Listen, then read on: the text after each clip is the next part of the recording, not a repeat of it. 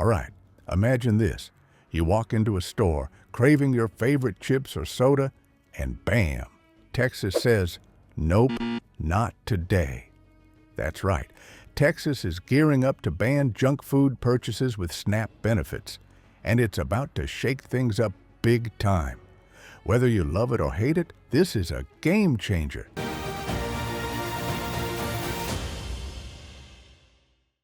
Let's dive into the drama, the details, and what this means for you. Okay, here's the scoop. Texas lawmakers are pushing a bill that could completely change how SNAP benefits, aka food stamps, are used. Senate Bill 379 is making waves, and if it passes, it'll stop people from using SNAP to buy junk food like chips, soda, candy, and even energy drinks. The goal, to promote healthier eating and tackle rising obesity rates. But not everyone's on board. Some say it's a step toward better health, while others argue it could hurt people living in food deserts where fresh, healthy options are hard to find. So, what's really going on here? Stick around, because we're breaking it all down. All right, so here's how we got here. Texas is facing a serious health crisis. Obesity rates are through the roof, and lawmakers are saying enough is enough. Senate Bill 379 is their response. This bill would ban the purchase of junk food, think soda, chips, candy, and energy drinks, using SNAP benefits, which is short for Supplemental Nutrition Assistance Program. The idea is simple. If people can't use government assistance to buy unhealthy foods, they might be encouraged to make healthier choices instead. It's not the first time something like this has been proposed, but in Texas, it's turning into a full-blown debate. Supporters are calling it a necessary step to promote public health, while critics argue that it unfairly targets low-income families and ignores bigger issues like access tea. Arguments for and against the bill. All right, let's dive into the debate because things are heating up on both sides. Supporters of Senate Bill 379 argue that banning junk food purchases with SNAP benefits is a bold and necessary step toward promoting healthier lifestyles. With obesity rates climbing and healthcare costs skyrocketing, they believe it's time to take action. The logic, if taxpayer money is funding these benefits, it should be used to support nutritious, wholesome foods that improve health and well-being.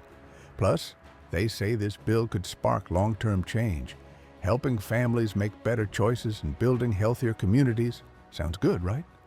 But wait, critics are firing back with some major concerns. They argue that this ban might unfairly target low-income families who already face challenges in accessing affordable fresh food. Think about it. If you live in a food desert with limited options, junk food might be the only thing readily available. And then there's the issue of choice.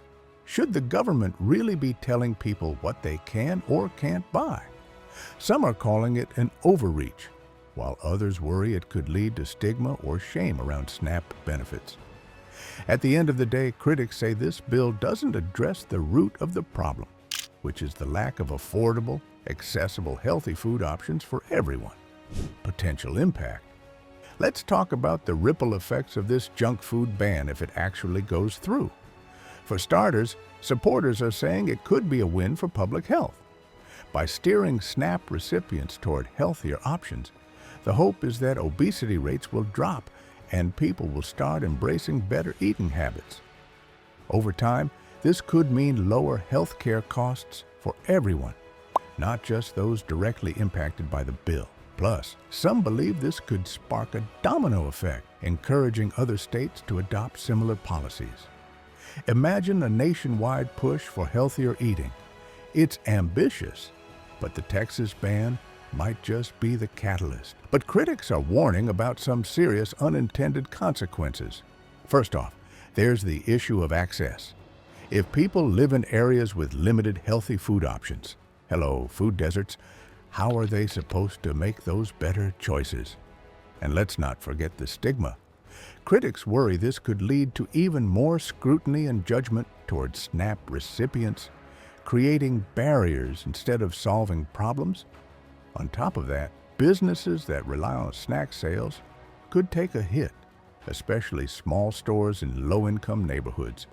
It's a mixed bag, and the impact will depend heavily on how the bill is implemented and whether there are measures in place to address the challenges. Spotlight on key players. This debate is bringing out some big voices on both sides. Lawmakers backing Senate Bill 379 are framing it as a bold step toward healthier communities. They're saying it's time to take responsibility for public health and make taxpayer dollars work smarter. On the flip side, organizations advocating for food security are calling the bill misguided. Groups like Feeding Texas are raising alarms about how this could hurt families already struggling to put food on the table. Meanwhile, local grocery stores and convenience shops are watching closely, as the ban could directly impact their sales. And then there's the public. Texans are taking to social media, with some cheering the bill as a step forward and others blasting it as an attack on personal freedom. It's a showdown, and both sides are digging in. What do you think? Is this junk food ban a bold move or a big mistake? Challenges in implementation. Let's dig into the nuts and bolts of what this ban could look like in practice, because, spoiler alert, it's not as simple as snapping your fingers and saying, "No more chips." One of the biggest hurdles is defining what actually counts as junk food. Is it just soda and candy? What about things like granola bars, flavored yogurt, or even certain cereals? Drawing the line between what's healthy and what's not is tricky, and lawmakers are going to face plenty of pushback no matter where they land. Plus, there's the logistics of enforcing this ban. Imagine the strain on grocery stores and retailers. They'd need to reprogram systems, train employees, and make sure items flagged as restricted can't be purchased with SNAP benefits. That's a lot of time, money, and effort. And then there's the question of education. If the goal is to encourage healthier eating, does banning junk food actually teach people how to make better choices? Critics argue that without proper education and resources, this approach could feel more like a punishment than a solution. What's being done to ensure people understand why these changes are happening and how to navigate them? Right now, the plan raises more questions than answers, and that's adding fuel to an already heated debate. What Texans are saying. Texans aren't holding back on this one. Social media is blowing up with reactions from every corner of the state. On one side, you've got people praising the bill as a bold move to combat obesity and promote healthier living. It's about time, some are saying. They see it as a way to tackle a public health crisis head-on and make sure government assistance is used responsibly. But on the flip side, there's no shortage of critics. Many are calling this bill unfair, saying it punishes low-income families who already face enough struggles. Others are concerned about personal freedom, arguing that the government shouldn't have a say in what you can or can't eat. And then there are those in the middle, people who support the idea of healthier eating, but worry this plan might have too many unintended consequences. Wherever you stand, one thing's for sure. This ban is sparking conversations all across Texas. All right, let's wrap this up. Whether you love it or hate it, the Texas junk food ban is shaking up the game in a big way. This isn't just about chips and soda. It's about public health, personal freedom, and the complicated world of food policy. Supporters are calling it a bold move to tackle obesity, while critics warn about unintended consequences like food deserts and stigma. And with other states eyeing similar changes, this could be the start of a nationwide shift in how we think about government assistance and healthy eating. So here's the question. What do you think? Is the ban a step toward healthier communities, or is it an overreach that punishes the wrong people?